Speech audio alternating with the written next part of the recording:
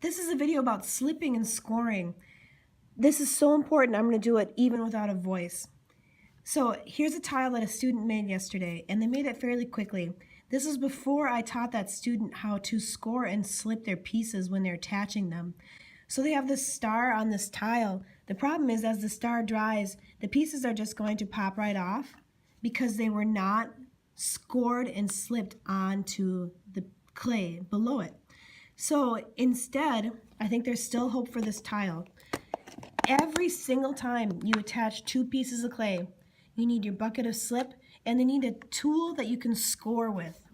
In this case, I'm going to get the surfaces wet on both sides. So I'm going to get this wet, that wet, and then I'm going to get my little triangles wet. And this clay is starting to dry, so this will be a little bit harder. But for you, you do this when the clay is still wet. Okay? The next step is to score or scratch the surface. And you want to scratch it enough that it actually digs into the surface a little bit. Do it on the base where you're attaching and the pieces, the sides where you're attaching the pieces. Okay? Like that. I'm going to even put a little teeny bit more of this goopy clay in here so it really sticks. And then, oops, I forgot this one too.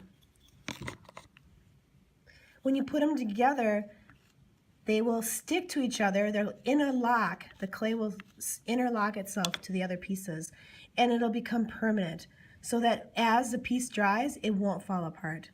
So I'll put these back together here. And now this little star should stay a star. Oops. Okay, there you go. I figured out how to put it back the right way. After you slip and score, you can clean up the clay a little bit so that it still looks just as good, and this time it'll stay permanently.